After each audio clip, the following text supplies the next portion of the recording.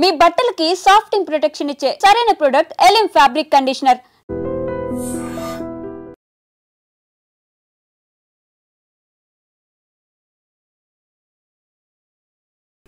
నమస్తే, welcome to I dream.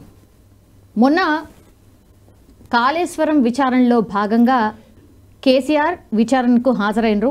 అసలు మామూలు హంగామా కాదు. బీఆర్కే భవన్ దగ్గర ఫుల్ జనాలు వచ్చిండ్రు ఆయనకు మద్దతుగా. అసలు వట్టిగానే విచారణ చేస్తారు. కాళేశ్వరంలో ఏం జరగలేదనేది ఒక వర్షన్. ఇంకోటి, మొన్న 2 రోజుల క్రితం ఏసీబీ రైట్స్ అయినాయి. ఆల్మోస్ట్ కేసీఆర్ విచారణ రోజే ఏసీబీ రైట్స్ అయినాయి. నూనె శ్రీధర్ ఆయన ఈ కాళేశ్వరం దాంట్లో ఆయన పనిచేసిండు. యాజ్ ప్రాజెక్ట్ ఎగ్జిక్యూటివ్ ఇంజనీర్ లాగా పనిచేసిండు. ఆయన ఇంట్లో ఏసీబీ రైట్స్ జరిగితే 150 కోట్లు దొరికినాయి. దానికంటే ముందు మనకు తెలుసు ఈఎన్సీ హరిరామ్ ఒక 2 నెలల క్రితం ఆయన మీద రైట్ జరిగితే ఆయన దగ్గర కూడా 100 కోట్లు అట్లా దొరికినాయి. వీళ్ళిద్దరు కూడా కాళేశ్వరంకి సంబంధించిన ఇంజనీరింగ్ డిపార్ట్మెంట్లో పనిచేశారు. సో ఒకవైపు విచారణ జరుగుతోంది, ఇంకోవైపు ఏమో కాళేశ్వరంకి ఎవరైతే పనిచేసిండ్రో ఇంజనీర్లు వాళ్ళ మీద ఏసీబీ రైట్స్ జరుగుతున్నాయి. అసలు ఏమవుతుంది ఒకసారి మాట్లాడదాం. మనతో పాటు కాంగ్రెస్ అధికార ప్రతినిధి as well as senior leader Manavatha Rai గారు ఉన్నారు. సార్ నమస్తే. నమస్తే. ఒకవైపు ఏమో విచారణ ఘోష్ ద్వారా విచారణ చేపిస్తున్నారు. ఒకవైపు మొన్న కేసీఆర్ గారు కూడా హాజరైనరు. ఇంకోవైపు ఏమో ఏసీబీ రైట్స్ చేపిస్తున్నారు. అక్కడ ఇంజనీర్ల దగ్గర కోట్లు దొరుకుతున్నాయి. 150 కోట్లు ఒక ఇంజనీర్ దగ్గర అంటే మరి పై స్థాయిలో నిర్ణయాలు తీసుకునే స్థాయిలో మరి ఇంకెన్ని కోట్లు ఉండాలి? ఇది అతిపెద్ద ప్రశ్న సార్. ఏమవుతుంది? ఇప్పుడు అవినీతి తీగలాగితే డొంకంతా కదులుతుంది. కాళేశ్వరం అనేది పెద్ద అవినీతి అనకుండా ఆ ప్రాజెక్టులో అవినీతి అనేది ఇంజనీర్లు తర్వాత పాలకులు కలిసి చేసిన అవినీతి. మొత్తం మోటార్లు ఇప్పుడు ఉన్న ఈయన ఈ క్యాడర్ ఏంటి, ఎగ్జిక్యూటివ్ ఇంజనీర్ క్యాడర్. ఈఎన్సీ ఆయన హరిలాలు ఇంజనీరింగ్ ఇన్ చీఫ్ ఆయన దగ్గర 100 కోట్లు దొరికినాయి. ఈయన దగ్గర 150, ఇద్దరు కలిపి 350 కోట్లు వీళ్ళ దగ్గరే. మరి వీళ్ళు చిన్న చేపలు, పెద్ద తిమింగలాలు ఉన్నాయి అంటే అసలు సూత్రధారులు అంటే పాలకులు. మరి ఆ పాలకుల దగ్గర 8,000 కోట్లు దొరకాలి. ఈ మోటార్లు 21 ఫేజుల్లో మోటార్లు పంప్ హౌజులు ఉన్నాయి. ఆ పంప్ హౌజుల్లోనే 14,000 కోట్లు అంటే 327% అధిక ధరలకు కొన్నారట ఆ పంప్ హౌజులు. అంటే 14,000 కోట్ల అవినీతి జరిగింది. ఆ 14,000 అవినీతి ఎవరి దగ్గర పోయింది? ఇటు పాలకుల దగ్గర ఉన్నది, వీళ్ళ దగ్గర ఉంది. కాబట్టి వీళ్ళు ఏం చేయాలి, ఈ డబ్బులు ఏం చేయాలి అర్థం కాక ఎడదాచుకుంటారు, భూమిలో పాతి పెట్టలేరు. కాబట్టి హైదరాబాద్లో విలాసవంతమైనటువంటి ప్రాంతాల్లో విల్లాలు, తర్వాత హోటల్స్లో భాగస్వామ్యాలు, పొలాలు 16 ఎకరాలు ఈయన దగ్గర 16 ఎకరాలు దొరికినాయి, ఆయన దగ్గర దొరికినాయి. ఇట్లా ఈ విధంగా కొనుగోలు చేసి అడ్డంగా దొరికిపోయారు. ఏడ తప్పించుకోవడం కలవదు, ఏడ దాచుకుంటారు. తర్వాత బినామీలు, వాళ్ళ చుట్టాలు, బంధువులు, ఇళ్లలో మొత్తం సోదాలు దొరికితే, పక్క రాష్ట్రం బెంగళూరులో కూడా సోదాలు దొరికితే వీళ్ళ అక్రమ ఆస్తులు, ఆదాయానికి మించిన ఆస్తులు బయటపడ్డాయి. కాబట్టి కాళేశ్వరం అనేది రేపు ఘోష్ గారు కమిషన్ అనేది కేసీఆర్ గారు 11వ తారీఖున విచారణ హాజరయ్యారు. ఈటెల రాజేంద్ర గారు హాజరయ్యారు, హరీష్ రావు గారు హాజరయ్యారు. అక్కడ 100కు 100% నాసిరకం పనులు అంటే కాంట్రాక్టర్ల దగ్గర కమిషన్లు తీసుకొని నాసిరకం పనులు చేయటం వల్ల ఆ ప్రాజెక్టులో అన్నారం, సుందిళ్ళ, మేడిగడ్డ ఆయుపట్టు అయినటువంటి బ్యారేజీలు అనేవి కూలిపోయినాయి. కాబట్టి అవినీతి అనేది కళ్ళ ముందు కనపడుతుంది. అధికారులు జైల్లో పోయారంటే రేపు పోవాల్సింది ఎవరు? పాలకులు. తప్పకుండా అసలు నేను వాస్తవంగా ఇప్పుడు 115 మందిని కేసీఆర్ గారితో కలిపితే 115 మంది అధికారులు ఇంజనీరింగ్లు అందరినీ కలిపితే 115 మందిని విచారణ జరిపారు. నాకు తెలిసి ఈ కేసులో ఒకవేళ విచారణ జరిపి శిక్ష పడితే వీళ్ళకి జైలు జరిపోవు. తెలంగాణ జైలు, చెంచల్గూడ, చర్లపల్లి జరిపోవు. పక్క రాష్ట్రం మహారాష్ట్ర, ఉత్తరప్రదేశ్, మధ్యప్రదేశ్ తీసుకుపోవాల్సిందే. అంత అవినీతి ఉంది. అసలు కాళేశ్వరం ప్రాజెక్టు నిరుపయోగం. ప్రాణహిత చేవేళ్ల ప్రాజెక్టు మీద అప్పుడు తెలంగాణ ఉద్యమం ఉధృతంగా నడుస్తుంది. వీళ్ళు తప్పించుకోవడానికి కళ్ళబోర్లి కబుర్లు చెప్తున్నారు. మేము అనుమతులు తీసుకొచ్చినాం, ఇది తీసుకొచ్చినాం కాదు. సిడబ్ల్యూ సెంట్రల్ వాటర్ కమిషన్ దగ్గర అనుమతులు తీసుకున్న తర్వాతనే దాదాపు 70 కిలోమీటర్ల మేర ప్రాణహిత అంబేద్కర్ చేవేళ్ల ప్రాజెక్టు కాలువలు తవ్వారు. 10,000 కోట్లు ఖర్చు పెట్టి, నియర్లీ 11,000 కూడా కాదు, 11,000 కోట్లు ఖర్చు పెట్టారు. మా అంటే ఇంకొక 25,000 కోట్లు ఖర్చు పెడితే ఆ ప్రాజెక్టు మునుగుతుంది. 16 లక్షల ఎకరాల ఆయకట్టుకు పొలాలకు నీళ్ళు వస్తుంది, పంటలు పండుతాయి. హైదరాబాద్ నగరానికి కూడా నీళ్ళు వస్తాయి. కానీ వీళ్ళు ఏం చేశారు?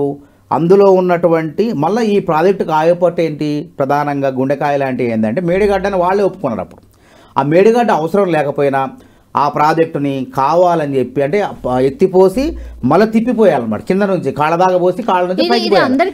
తెలిసింది. అయితే అక్కడే జరిగింది అవినీతి మొత్తం. వీటి నిర్మాణం అంటే పునర్నిర్మాణం ఏదైతే ఉన్నదో, రీడిజైనింగ్ ఏదైతే ఉందో అక్కడే జరిగింది. యథావిధిగా ఆ ప్రాజెక్టును ప్రాణహిత అంబేద్కర్ చేవలను కొనసాగిస్తే వీళ్ళ కమిషన్లు రావు. కాబట్టి కమిషన్ల కోసం కక్కుర్తిపడి నాసిరకంగా నిర్మాణం చేయటం మూలంగా ఇదంతా ఈ అవినీతి మొత్తం కూడా ఈ డొల్లతనం అంతా కూడా బయటపడి అది కుంగిపోవడం జరిగింది. కేవలం కాదు సార్, ఇప్పుడు ఈటల హాజరైండు, ఆయన ఏం చెప్పిండ్రు, ఒక సబ్ కమిటీ వేసిర్రు, దాని మీద ఏదో అధ్యయనం చేయమన్నారు, ఇదంతా జరిగింది అని ఆయనను కొన్ని క్వశ్చన్లు అడిగినారు. గంటన్నర విచారణ జరిగింది. హరీష్ రావు గారిది కూడా ఐ థింక్ గంటన్నర విచారణ జరిగింది. కేసీఆర్ గారిది అయితే ఓన్లీ 50 నిమిషాలే విచారణ జరిగింది కదా. మీరు ఆరోపణలు ఇన్ని వేస్తున్నారు, మరి ప్రశ్నలు ఏంది కుచించుకుపోయినాయా కేసీఆర్ కి? ఓన్లీ 50 నిమిషాలే కాదు కదా. ఇప్పుడు అది విచారణ అధికారి జడ్జి గారు ఇష్టం. అది 50 నిమిషాలంటే ఆ ప్రశ్నలు ఘాటైన ప్రశ్నలు అడగొచ్చు అక్కడ. ఆయన మళ్ళీ 4 గోడల మధ్య అడిగించుకున్నారు. నాకు ఎంతమందిలో వద్దు, నాకు ఆరోగ్యం బాగాలేదని చెప్పి రహస్యంగా అడిగించుకున్నారు. పదునైన ప్రశ్నలు ఉంటాయి ఏదైనా కానీ, తప్పించుకోవడానికి అవకాశం ఉండదు. కాబట్టి ఇప్పుడు ఘోష్ గారే చెప్తున్నారు కదా, ఇందులో డొల్లతనం ఉన్నది జరిగింది అనేది. ప్రాథమిక ఇంజనీరింగ్ అధికారులు మొత్తం కూడా ఏం చేశారు, మేము మా చేతులు ఎత్తేసి దీనికి కర్త కర్మ క్రియ సూత్రధారి మొత్తం కూడా మాజీ ముఖ్యమంత్రి కేసీఆర్ గారని చెప్పేశారు. చెప్పేసిన తర్వాత ఇంక అనుమానం ఏముంది, ఎవరిని అడిగినా అదే కదా. ఇంకోటి, మంత్రి ఒకరుగా ఉపసంఘం ఎప్పుడు వేశారు, జీవో 231 మార్చి 2016 మార్చి 1న వీళ్ళకి అనుమతులు, కాళేశ్వరం రీడిజైనింగ్ అనుమతులు అని చెప్పేసి జీవో తీసేసి పనులు ప్రారంభించారు. ఈ మంత్రివర్గ ఉపసంఘం ఎప్పుడు జరిగింది, మార్చి 15వ తారీఖున 2016, అంటే 14 రోజుల తర్వాత మంత్రివర్గ ఉపసంఘం జరిగింది. దానికి సంబంధం లేదు, కాళేశ్వరం గురించి అందులో లేదు, ఇతర ప్రాజెక్టుల గురించి దాని మీద చర్చ పెట్టారు ఆ మంత్రివర్గ ఉపసంఘం. అందులో ఎవరు, హరీష్ రావు గారు చైర్మన్, ఈటల రాజేంద్ర గారు, తుమ్మల నాగేశ్వరరావు గారు సభ్యులు. తుమ్మల నాగేశ్వరరావు గారికి బాగా చెప్తాను, నేను రెడీగా ఉన్నా, నేను లేఖ రాస్తా, అసలు అందులో చర్చే లేదు, మినిట్స్ ఉంటాయి కదా. కాబట్టి ఇందులో వాళ్ళు ఎన్ని అబద్ధాలు ఇప్పుడు మీ పార్టీలో ఉన్నారు కాబట్టి ఆ మాట అట్లా అనుకోవచ్చు కదా. మా పార్టీలో ఉన్నా నేను చెప్పే డేట్లు తేదీలు కరెక్ట్గా ఉన్నాయి కదా. మే 1వ తారీఖున జీవో 231 జీవో విడుదల చేశారు. తర్వాత ఈ మంత్రివర్గ ఉపసంఘాన్ని 14 రోజుల తర్వాత 566 ఎంతో జీవో ఉన్నది, ఆ జీవో విడుదల చేశారు. ఎట్లా సాధ్యమవుతుంది? కాబట్టి వీళ్ళు అబద్ధాలు ఆడుతున్నారు. వీళ్ళు కూడబలుక్కొని ముగ్గురు కలిసి, ఎందుకంటే ఒకళ్ళు విభేదించి ముగ్గురు ఒకటే చెప్తున్నారు. కాబట్టి ఎంత చెప్పినా సరే సాక్ష్యాధారాలు ఇందులో దస్త్రాల రూపంలో ఉంటాయి. గుర్తుపెట్టుకోండి, గాలి జనార్దన్ రెడ్డి గారికి 7 ఏళ్ళు శిక్ష పడిందంటే ఊరికే పడలే. దాంట్లో కాగితాల రూపంలో సాక్ష్యం ఉంది. ఒక వ్యక్తి ఎవరైనా హత్య చేస్తే ఐ విట్నెస్గా పోలీసులు నమోదు చేసిన తర్వాత జడ్జి గారు ముందు పోయి ఐ విట్నెస్ ఎవరైతే ఉన్నారో నేను చూడలేదంటే ఆ కేసు గుట్టేస్తారు. కానీ ఈ కేసు ఆర్థిక నేరాలు అంటారు వీటిని. ఈ ఆర్థిక నేరాల్లో కాగితాలే ఆధారం, కాగితాలే సాక్ష్యాలు, కాగితాలని అందులో ఉన్న వాస్తవాలని చెడపలు ఒకటి చింపేస్తే ఇంకా అందులో ఉంటాయి, ప్రింట్అవుట్లు ఉంటాయి, ఇంకా డిజిటల్గా ఉంటాయి వ్యవహారాలని కూడా. కాబట్టి సాక్ష్యాలని, కాగితాల రూపంలో ఉన్న సాక్ష్యాలను చెడపలేము. కాబట్టి తప్పించుకోలేరు ఎవరు కూడా. అందుకే ఘోష్ గారు కూడా చెమటలు పుట్టించారు, కానీ ఆయన మనకు బయటకు కనపట్లే. వీళ్ళు బయటకు వచ్చి మేకపోతు గంభీరంతో మేము చెప్పినాం, ఈయన రకరకాల ఒక అబద్ధం కాదు 100 అబద్ధాలు ఆడే ప్రయత్నం చేస్తున్నారు. కానీ జీవోలు తప్పు కాదు కదా. 231 జీవో ఎప్పుడు వచ్చింది, ఎప్పుడు తీశారు, కాళేశ్వరం రీడిజైన్కి ఎప్పుడు అనుమతులు ఇచ్చారని స్పష్టంగా ఉన్నాయి. కాబట్టి ప్రజల్ని ఆలోచన సరని పక్కదారి పట్టించే విధంగా మేము ఎవరైనా ఏం చెప్తారు, నేరస్తుడు ఎవరైనా ఏం చెప్తారంటే అంత దోచుకున్న వాళ్ళు కూడా నేను చేయలేదని చెప్తారు.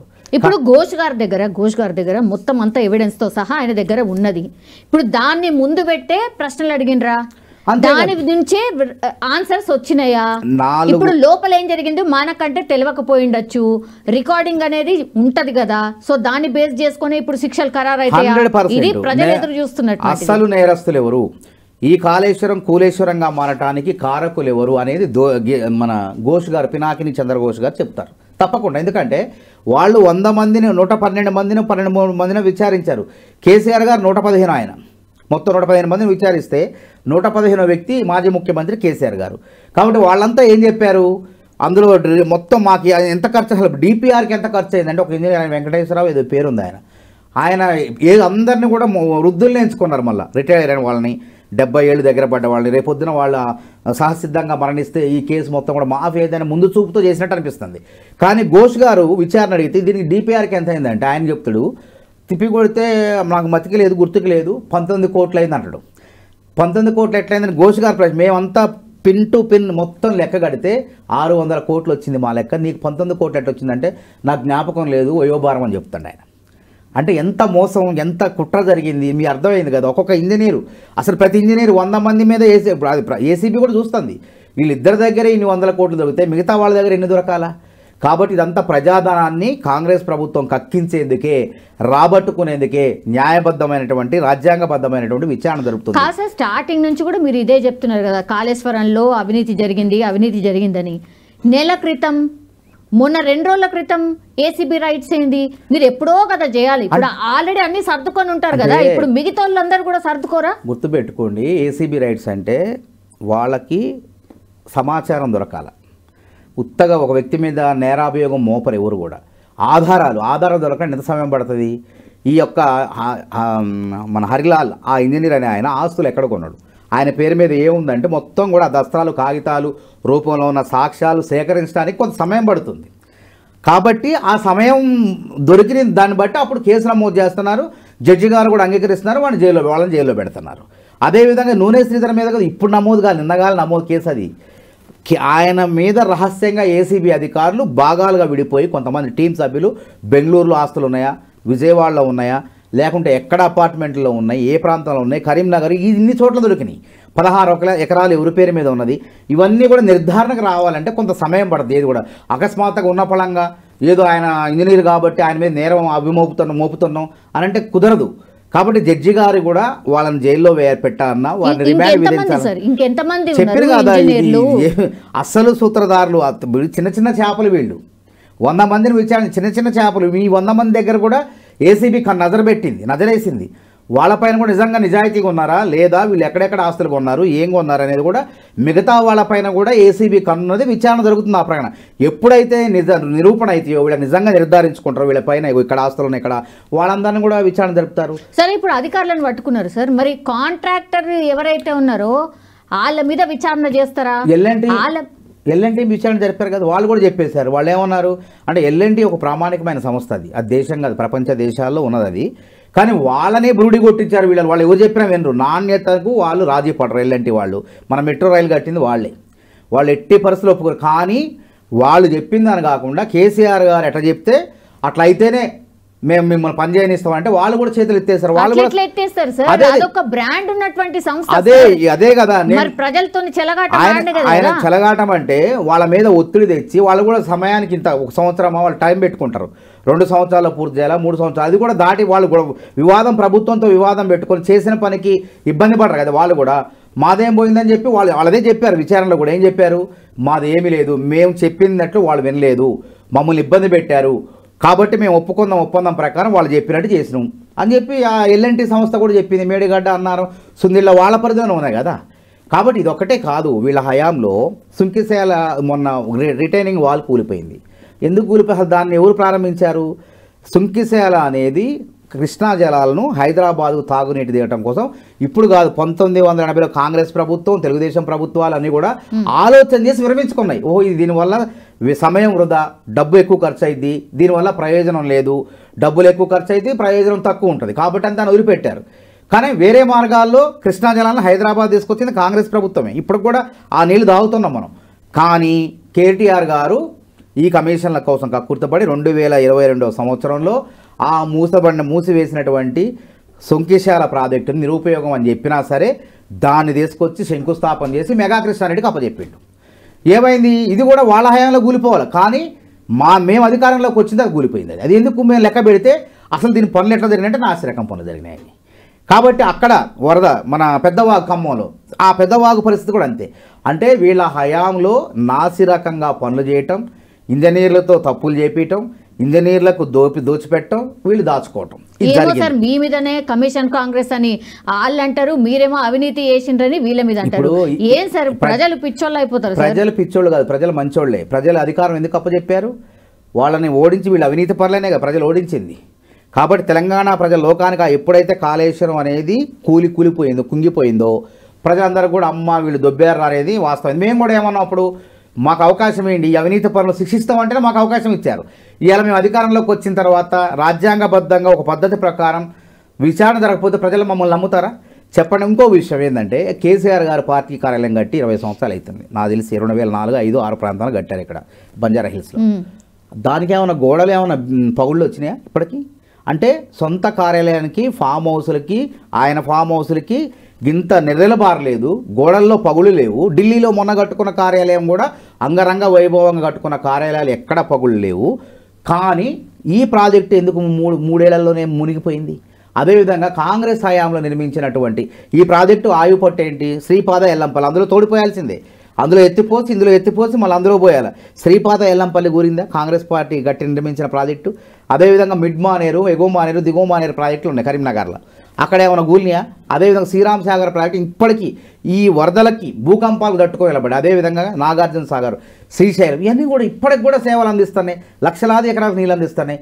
ఈ ప్రాజెక్టు నిజంగా తెలంగాణకు దుఃఖదాయని అంటున్నాను, నేనంటాం కూడా కాదు. ఇది బెంగాల్ నది, బెంగాల్కు దుఃఖదాయని దామోదర్ నది అని మనం చిన్నప్పుడు పుస్తకాలు చదువుకున్నాం. కానీ తెలంగాణకు దుఃఖదాయని కాళేశ్వరం. ఎందుకంటే ఈ పంటకు ఎకరాకు నీళ్ళు అందిస్తే ఈ ప్రాజెక్టు ద్వారా 30,000 ఆదాయం సరాసరి. ఎక్కడైనా హైదరాబాద్ తెలంగాణలో 30,000, 29,000, 26,000, 30,000 వస్తుంది సరాసరి సాలీన.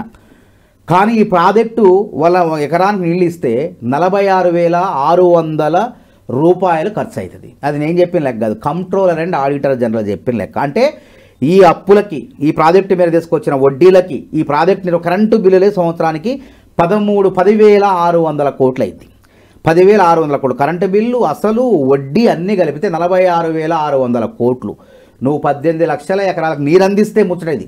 ఇప్పటికి వాళ్ళు అందించింది ఈ ప్రాజెక్టు మూలంగా 50,000 ఎకరాలకు అందించారు. ఇది సహేతుకమైన లెక్కలు. 20 లక్షలకి ఇచ్చినామని చెప్తున్నారు. ఎక్కడిచ్చారు? వచ్చిన వరద వల్ల, వరదలు వస్తే ఆ వరద ఎక్కువ, బ్యారేజీలు ఎక్కువ నిల ఉంటే సముద్రంలోకి 63 TMCలు వదిలినటువంటి చరిత్ర వీడది. కాబట్టి క్లియర్గా ఇక్కడ అర్థమైంది ఏంటంటే ఈ ప్రాజెక్టు ఎప్పటికైది ప్రాజెక్టు నడిచినా నడవకున్నా, ఆ దుఃఖదాయ నడవకున్నా వడ్డీలు కట్టాల్సిందే, అప్పులు తీసుకొచ్చిన కట్టాల్సిందే. నడిచినా రైతులకు ఏం ప్రయోజనం లేదు, ప్రభుత్వానికి తెలంగాణకు భారం. అందుకే ఈ ప్రాజెక్టు మూలంగా ప్రభుత్వ ఖజానా ఎండింది, వాళ్ళ ఖజానా, బీఆర్ఎస్ ఖజానా, అధికారుల ఖజానా నిండింది. అవును సార్, ఇవన్నీ మీరు చెప్తూనే ఉన్నారు కదా, మరి మీరే చెప్తున్నారు అవినీతి జరిగింది, వాళ్ళ మీద చర్యలు తీసుకుంటాం. సార్ ప్రజలు కోరుతుంది చర్యలు ఒకటే కాదు సార్, ఇప్పుడు ఏవైతే డబ్బులు కమిషన్ రూపంలో పోయినాయి అంటున్నారో దాన్ని ఎట్లా రికవరీ చేస్తారు? అది రికవరీ అవుతుందా కాదా, ఇట్లా మాటలే చెప్తారా అనేది తప్పకుండా. ఇప్పుడు తీసుకున్నవాడు అవినీతి చేసిన వాడు ఆస్తుల రూపంలో కొనుక్కోవాలి కదా. ఇప్పుడు వీళ్ళ ఆస్తులని 350 కోట్లు ప్రభుత్వానికే ఏసీబీ కోర్టులో పెడితే అది ప్రభుత్వం ఖజానాకు జమ అవుతాయి చివరికి. ఎందుకంటే ఎట్లా సంపాదించావు నువ్వు? నీ జీతం ఎంత, నీకు వచ్చే ఆదాయం ఎంత? నువ్వు ప్రభుత్వ ఉద్యోగం అంటే 1,50,000, ఇంజనీర్ అయినా 2 లక్షల దగ్గర ఉంటుంది. దాంతో నీ ఖర్చులు, నీ అవసరాలు తీరంగా నువ్వు ఇన్ని ఆస్తులు కొన్నావా? ఎట్లా కొన్నావు? యాడ్ నుంచి వచ్చినాయంటే తప్పక దొరికిపోతాడు. కాబట్టి అట్లా విధంగా దొరికిన వాళ్ళ ఆస్తులు ప్రభుత్వం జమ చేసుకుంటుంది. ఏసీబీ అధికారులు, కోర్టు కూడా ప్రభుత్వ ఖాతాలో వేస్తాయి. అదే అన్నారు మీరు, చిన్న చేపలు అన్నారు కదా, మరి పెద్ద చేపలను ఎప్పుడు పడతారు? పెద్ద చేపలు ఎవరున్నారు చెప్పండి. తిమింగలాల విచారణ జరిగింది కదా నిన్న. అసలు తిమింగలాలు అంటారు వాటిని. చిన్న చేపలు అయిపోయింది. 100 కోట్లు ఇది, కానీ 1000 కోట్లు. ఆ 1000 కోట్లు అనేది రేపు ఘోష్ గారు చెప్తారు ఎన్ని వేల కోట్ల అవినీతి జరిగింది. నాసిరకంగా జరగటం వల్లే అవినీతి జరిగింది. కాబట్టి నీ ఇంటి నిర్మాణాన్ని, నీ ఫామ్ హౌసుల్ని, నీ పార్టీ కార్యాలయాన్ని దృఢంగా కట్టుకున్నావు ఏమాత్రం లోపాలు లేకుండా. కానీ ప్రజాధనంతో కట్టినటువంటి ప్రాజెక్టును మాత్రం 3 సంవత్సరాల్లో మునిగిపోయే విధంగా చేసినావు. ఎప్పుడు రికవర్ అవుతుంది? అదే ఇప్పుడు రేపు ఘోష్ గారు 400 పేజీల నివేదిక తయారు చేశారు. ఘోష్ గారు 400 పేజీల నివేదిక తయారు చేసిన తర్వాత కాంగ్రెస్ ప్రభుత్వం ఎవరిని వదిలిపెట్టదు. చట్టం అందరికీ సమానమే. అల్లు అర్జున్ గారి విషయంలో అదే చేసినాం. ఎందుకంటే ఆ కేసులో బాల్కనీ మేనేజర్ని ఒక సామాన్యుడు, బాల్కనీ ఇన్ఛార్జ్ అంటే సామాన్యుడు, అక్కడ ఉన్న వాళ్ళని అరెస్ట్ చేసిన తర్వాత అల్లు అర్జున్పై కేసు నమోదు చేసి అరెస్ట్ చేయకపోతే చట్టం అందరికీ సమానం అయిద్దా? కాబట్టి చట్టం ఎవరైనా ఎంత పెద్ద తారైనా సరే చట్టం ముందు అందరూ సమానం అని చెప్పి వారిని కూడా అరెస్ట్ చేసిన ఒకరోజు జైల్లో ఉన్నారు వారు. కాబట్టి అక్కనే నాగార్జున గారు అంశాలు. కాబట్టి రేపు కేసీఆర్ గారు కూడా తప్పదు. ఎవరైనా ఏమన్నా అతిథుల దైవాంశ సంభూతుల చెప్పండి, దైవాంశ సంభూతులైనా సరే తప్పదు, చట్టం ప్రకారం నడుచుకోవాల్సిందే. తర్వాత కోర్టులో నువ్వు నిజాయితీ దోషివా నిర్దోషివా అనేది విచారణ జరుపుకోవాలి. కాబట్టి గాలి జనార్దన్ రెడ్డి కూడా విచారణ జరిగింది. సిబిఐ కోర్టు హైదరాబాద్లో 7 సంవత్సరాలు జైలు శిక్ష వేసింది. కాబట్టి కనిమూలి రాజా విషయంలో కేంద్ర మంత్రులు వాళ్ళు, కనిమూలి ఎంపీ రాజ్యసభ సభ్యురాలు 2G ప్రకటనలో అవినీతి జరిగిందన్నారు. ఈబీ సిబిఐ ఈడీ సరే అప్పుడంటే కావాలనే అభియోగం మోపారు, అభియోగాలు నిరూపించలేకపోయారు. కానీ ఇక్కడ అభియోగాలు అనేది కళ్ళ ముందు కనపడుతున్నాయి. ఏసీబీ అధికారులు, ఘోష్ కమిషన్, అది ప్రభుత్వంలో విచారణ సంస్థలు అయితే ఈ పాటికి అయిపోయేదే. వచ్చిన 4 నెలలకు 5 నెలలకు వెంటనే కక్షపూరితమైతే ఎప్పుడో ఇట్లాంటి అవినీతి పాల్పడిన వాళ్ళందరినీ చట్ట ప్రకారం శిక్షించేవాళ్ళమే. మనకి విజిలెన్స్ ఉంది, మనకి ఏసీబీ ఉంది, సిబిసిఐడి ద్వారా విచారణ జరిపాలి. కానీ ఇట్లా కాదు, సిట్టింగ్ జడ్జితో జరపాలి, న్యాయ కమిషన్తో జరపాలని చెప్పి రిటైర్డ్ సుప్రీంకోర్టు న్యాయమూర్తి గారితో వారితో మాజీ విశ్రాంత న్యాయమూర్తి గారితో విచారణ జరిపించను. దానికి విలువ ఉంటుంది, ఎక్కడ కూడా తప్పుపట్టడానికి వీల్లేదు దాన్ని. కాబట్టి అందుకే వీళ్ళలో భయం మొదలైంది. ఇప్పుడు ఈ ప్రాజెక్టు పరిధిలో ఎవరైతే పనిచేశారో వాళ్ళని నిద్ర పట్టట్లే వాళ్ళందరికీ. ఏసీబీ ఒక పక్క ఏసీబీ దాడి, ఒక పక్క కమిషన్ విచారణ అని చెప్పి వాళ్ళు దొబ్బితిన్నది మొత్తం కూడా భయపడుతూ అసలు ఏం చేయాలి ఎక్కడ దాచుకోలేనటువంటి పరిస్థితుల్లో భయం గుప్పిట్లో పోతున్నారు వాళ్ళు, ఏసీబీ ఎక్కడ వచ్చి దాడి చేస్తుందని. కాబట్టి తప్పకుండా వీళ్ళంతా ఈ నాయకులు ఎంత మేకపోతు గంభీరత ప్రదర్శించినా వాళ్ళు ఎంత చేసినా తప్పకుండా శిక్షింపడతారు. ఇంకో 2-3 రోజులలో సీఎం రేవంత్ రెడ్డి గారు కాళేశ్వరంకి సంబంధించి నిజాలు నేనే బయట పెడతా అన్నారు. అన్ని ఆల్మోస్ట్ మన కళ్ళ ముంగట్నే ఉన్నాయి కదా, ఇంకేం నిజాలు ఉన్నాయి మరి? అంటే తెలవనటువంటి నిగూఢమైనటువంటి కాగితాల్లో ఉన్న అంశాలను ఇంకా సమగ్రంగా వాళ్ళు మాట్లాడితే హరీష్ రావు గారు ఒకటే పాట, కాళేశ్వరం అంటే 16 బ్యారేజీలు, 1230 కెనాళ్ళు, వికీపీడియా చెప్తాను. వికీపీడియా ఉడికి కావాలా? కాళేశ్వరం, సుందిళ్ళ, అన్నారం ఎట్లా కూలింది చెప్పు. మళ్ళీ తెలివి తక్కువ సోయి లేకుండా మాట్లాడుతున్నారు, కొంత బాంబు వేసిన వారిని చెప్తున్నారు. ఏందండి అసలు ఇది ప్రజాస్వామ్యమా? బాధ్యతగా ఒక నీటిపారుదల శాఖలో చైర్మన్గా పనిచేసిన ఆయన ప్రకాష్ గారు ఇది ఎవడో బాంబు వేసిండే కుట్ర. ఏం మీరు అధికారంలో ఉన్నారు? బాంబు వేస్తే ఒక బాంబు వేస్తే నేషనల్ నుంచి కూడా వస్తాయి వాళ్ళు బలగాలు మొత్తం కూడా నిజంగా ఎట్ట జరిగింది ఏందనేది. కనీసం అట్లా అమాయకత్వంగా చేసిన తప్పును కప్పిపుచ్చుకోవడం కోసం ప్రజల ముందు వీళ్ళు చులకనైపోతున్నారు. బాంబు వేస్తే మీరు అధికారంలో ఉన్నారు, ఎఫ్ఐఆర్ నమోదు కావాలా, పోలీస్ స్టేషన్లో కంప్లైంట్ మరి ఏం తేల్చారు? అది ప్రకృతికి విరుద్ధంగా కట్టిన ప్రాజెక్టు. ఏ ప్రాజెక్ట్ అయినా ఎట్లా కట్టాలో ప్రకృతికి విరుద్ధంగా కడితే ఇట్లనే భూకంపాలు వచ్చినాయి. ఆ ప్రాంతం పెద్దపల్లి ప్రజలు ఎన్నడూ వినలేం మనం భూమి పుట్టిందే పెద్దపల్లి ఏరియాలో అదే మరి 4.5% ఎంతో వచ్చింది తీవ్రత. అంటే ఏంది, మనం ఎక్కడ ఏది చేయాలో అది చేస్తే ఈ విధమైన ప్రకృతి విపత్తులు రావు. కాబట్టి ఈరోజు ప్రకృతి విపత్తులు భూకంపం రావడానికి అది ప్రకృతి విరుద్ధంగా నిర్మించారు కాబట్టి ప్రకృతి కూడా ప్రకోపిస్తుంది ఆ ప్రాంతంలో. కాబట్టి అందుకే వాళ్ళు NDF national dam safety authority వాళ్ళు 5775 ఇట్లాంటి బ్యారేజీలు డ్యాముల్ని భద్రత చూస్తారు. వాళ్ళు కూడా ఏం తేల్చారంటే వాళ్ళు కూడా ఒక్కరోజు లేలే, ఫస్ట్ ప్రాథమికంగా విచారణ చేశారు, దాని నివేదిక ఇది లోపభూయిష్టంగా ఉందని చెప్పారు. తర్వాత వాళ్ళు 14 నెలల తర్వాత అణువున మట్టి రేణువులతో సహా అధ్యయనం చేసిన తర్వాత వీళ్ళు భూసార పరీక్షలు భూభౌతిక పరీక్షలు చేయకుండా ఈ ప్రాజెక్టును నిర్మించడం వలనే ఈ విధంగా కూలిపోయింది అని చెప్పి తేల్చేశారు. ఇప్పుడు ఘోష్ గారు ఏమైతే విచారణలో క్వశ్చన్స్ వేసినప్పుడు ఏవైతే ఇన్పుట్స్ వచ్చినాయో అవే ఇప్పుడు సీఎం రేవంత్ రెడ్డి గారు చెప్పబోతున్నారా? ఇది అతిపెద్ద చర్చ. ఇప్పుడు అదేమన్నా బయటకు వస్తుందా? తప్పకుండా వీళ్ళు ఎట్లా దుబారా చేశారు. అసలు ప్రాణహిత చేవేళ్ల ప్రాజెక్టు కడితే కాంగ్రెస్కు పేరు వస్తుంది, కమిషన్ రావు. కాబట్టి ఆ సమగ్రమైనటువంటి ఏం జరిగింది, ఎక్కడ లోపాలున్నాయని చెప్పి తప్పకుండా చెప్తారు. కాబట్టి వీళ్ళకి చట్టం అంటే చులకన అయిపోయింది. 10 ఏళ్ల పరిపాలనలో ఎక్కడ కూడా అవినీతిని ప్రోత్సహించారు, ఎవరిపైన కూడా జవాబుదారితనం లేదు. 26 మంది చిన్నపిల్లలు, ఇంటర్మీడియట్ పిల్లలు వీళ్ళ గ్లోబల్ అయిన సంస్థ మూలంగా చనిపోతే, వాళ్ళ వాల్యుయేషన్ తప్పులు వాళ్ళు చనిపోతే డిస్టింక్షన్ రావాల్సిన వాడు ఫెయిల్ అయిపోయిండు. అట్లా 26 మంది పొట్టన పెట్టుకుంటే ఏమైనా ఎఫ్ఐఆర్ నమోదు చేశారా? ఎందుకు? కేటీఆర్ గారు దోస్తుంది. కాబట్టి ప్రతి అంశంలో ఎక్కడ ఏది జరిగిన గ్రూప్ లీక్స్ అయినప్పుడు ఎవరిపైన చర్య తీసుకున్నారా? వాళ్ళు కనీసం ఎవనో చిన్నోడో పంపించారు. కాబట్టి ఇది సమగ్రంగా ఈసారి చట్టం అంటే చులకన చేశారు. కాబట్టి చట్టం ఏందో ఇప్పుడు వాళ్ళకి తెలిసి వస్తుంది ఇప్పుడు. కాబట్టి తప్పకుండా చట్ట ప్రకారం ఎంత పెద్ద వాళ్ళైనా సరే శిక్షింపబడతారు ఈ కేసులో. ఎస్ సార్, చూద్దాం సార్ ఏమవుతుందో మరి చూద్దాం. Thank you sir. నమస్తే.